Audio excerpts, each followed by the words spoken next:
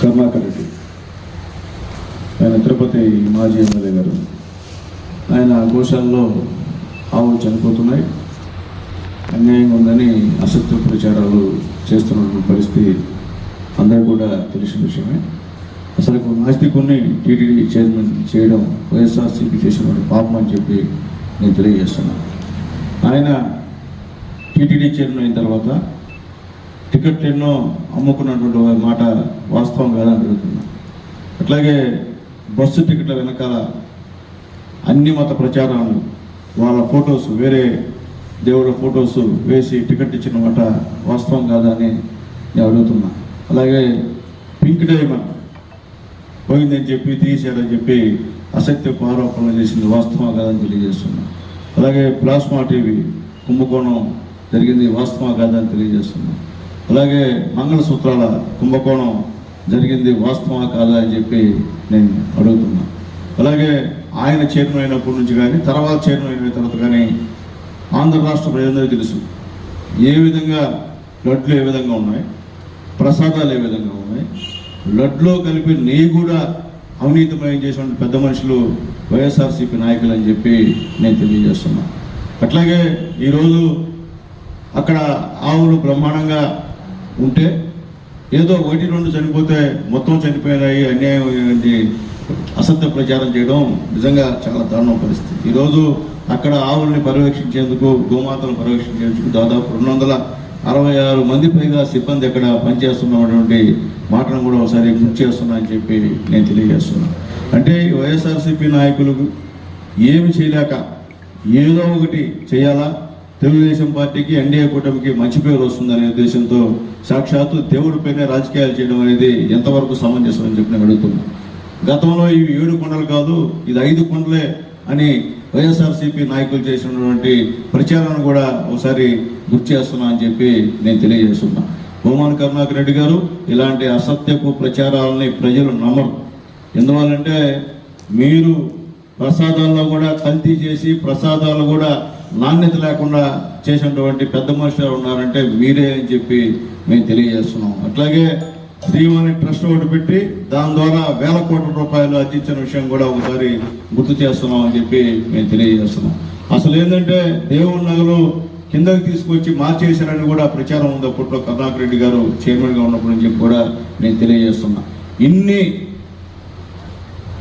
లక్షణాలు కలిగినటువంటి మీరు ఈరోజు సస్పెండ్ అయినటువంటి హరినాథ్ రెడ్డి, ఆయన పేరు హరినాథ్ రెడ్డి, ఆ అధికారి కోసం తిరిగి మళ్ళీ టీటీడీలో ఆయన ఏదో ఇబ్బంది లేకుండా చేద్దామనే ఉద్దేశంతో మీరు చేస్తున్నటువంటి అసత్యప ఆరోపణల్ని ప్రజలు గమనిస్తున్నారని చెప్పి నేను తెలియజేస్తున్నాను.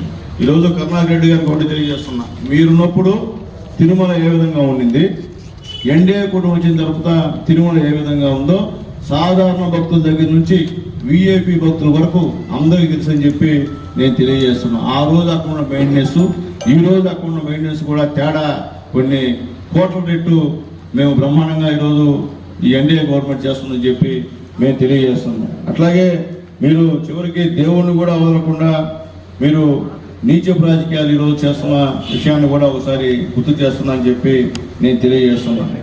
డైమండ్ కూడా ఇదే విధంగా రాజకీయం చేసిన విషయాన్ని కూడా ఒకసారి గుర్తు చేస్తాను. ఇవన్నీ కూడా ప్రజలకు తెలుసు, తెలియకుండా పోలా. ఈరోజు గల్లంత అయిపోయారు మీరు. ఈ రాష్ట్రంలో మీ ఉనికినే కోల్పోయే పరిస్థితికి వచ్చారు. కాబట్టి ఏదో చేయాలా, సంవత్సరం అయిపోగానే మళ్ళీ ఏదో రాజకీయాలు చేసి మళ్ళీ మేము జనాల్లో ఉన్నామనేటువంటి విషయాలకి మీరు మీ ఇష్ట ప్రకారంగా ఈరోజు ఈ కార్యక్రమాలు చేస్తున్నారు. అట్లాగే మీ నాయకుడు ఏంటంటే మీ నాయకులందరూ కూడా కేసులో ఇరికిస్తే అందరూ కూడా పార్టీలో ఖచ్చితంగా ఉంటారని చెప్పి ప్రతి ఒక్కరిని రెచ్చగొట్టి మన గోరెట్ల మాధవ్ పోతా ఉంటే ముద్దాయిని తీసుకెళ్తుంటే నేను అడ్డం పడి ఆడ పోలీసు పైన వీరాంగం చేయడం.